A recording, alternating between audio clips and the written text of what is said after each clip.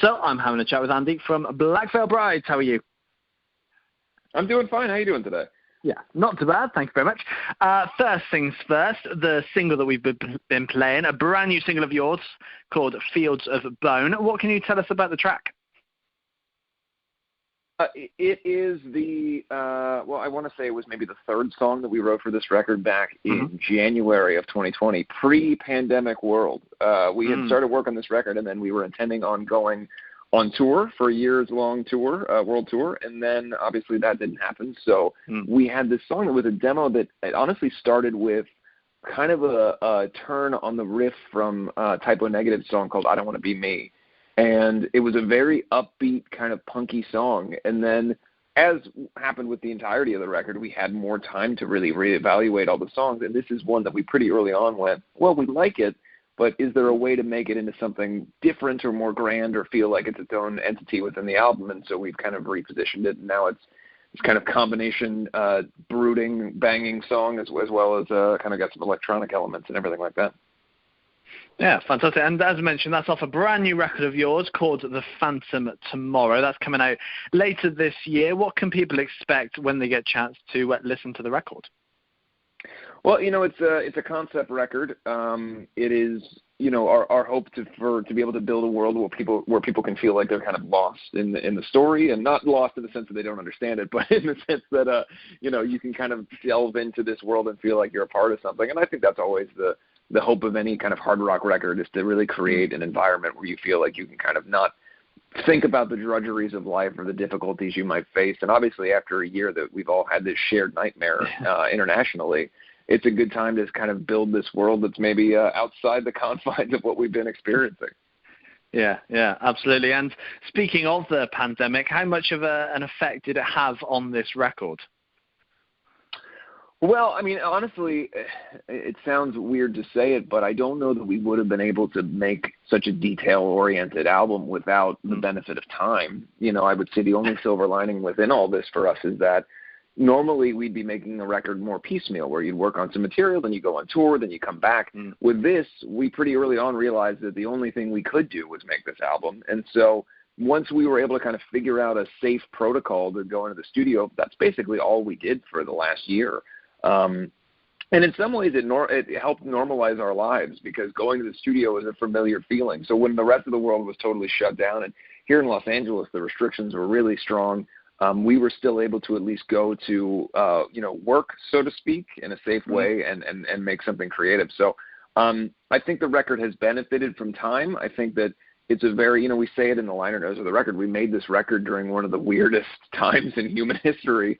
And I think that the kind of drama of the album is reflected in that.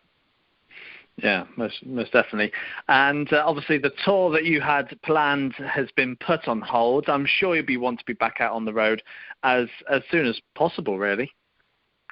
Yeah, we had I've said this before, but we had a headline tour in the UK planned for November of last year. That did not happen. So we obviously were meant to be a download for the last 2 years, and it's just, it's an unfortunate thing. So our hope is to be able to get back out there as soon as possible. It's looking like in the States that's going to happen sooner rather than later. But as far as getting over to the UK, where we've, kind of always been, one of the biggest audiences for us has been in the UK from the very early days of the band. So it's very weird. I was telling a friend of mine the other day, this is the first time in my adult life that I've spent over a yeyear without going to England. It's a very weird thing. So yeah, we look forward to coming back and just kind of getting back out there and playing shows. I think it's very much missed by all of us who are rock music fans. Yeah, absolutely. And obviously, speaking of download, that was where we last had a chat, and you've been on the bill for the last couple of years, which haven't appeared. 2022, hopefully.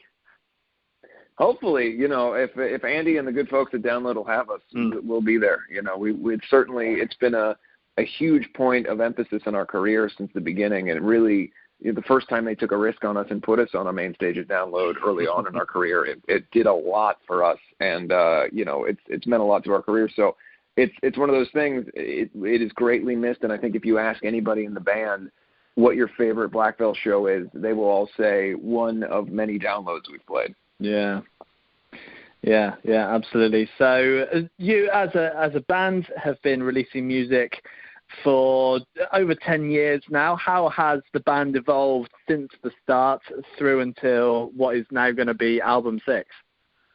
Well, I think in the early days, being in a band is sort of a unique thing anyway, because it's the basis of starting a band is like, oh, we both like similar types of music. Let's go play music together. And you don't really know the personalities of the people necessarily. You learn and you grow with people around you. And in the early days, the brotherhood and the dynamic of being there for each other developed more out of necessity because we were spending all of our lives together. The thing that's really changed over the last 2 years especially is that the personal level of family dynamic, of brotherhood, of really loving and caring for one another on a level outside of the professional level has really grown. And I think that we've all just really understood that this is this unique thing where we've spent, for me, I was 18 years old when we started touring, when I started touring with these guys. It's my entire adult life that I've spent with them. And so that's important, and we've seen the world together. We've gone through things that would be impossible for other people to understand just because we experienced them together. And I think our connectivity and our, again, just our family dynamic is so much stronger than it's ever been, and it's really a joy to get to know that I get to be in this band. Yeah, most definitely. And the last time we had a chat, you were in the process of working towards Andy Black album 2. This was a few years ago. Have you had a chance to work on record 3 yet?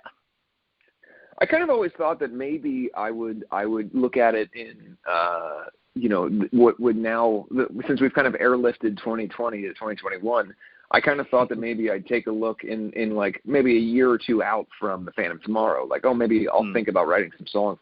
But the truth of the matter is that we've really just been so invested in the Black Veil record, and I'm so excited about what we're doing. And we've got more material that we're working on already now. Like, I don't see myself doing a solo record right now unless I had some ideas or some things that came to me.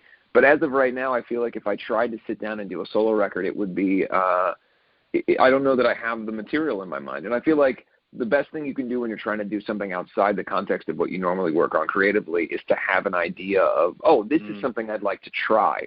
So I feel like once that inspiration hits me, then I might be more inclined to do it. But I certainly am going to do another Andy Black record. It's just a matter of when. Yeah. Excellent. Well, Andy, it's been great having a catch-up with you. Thanks, man. Good to talk to you.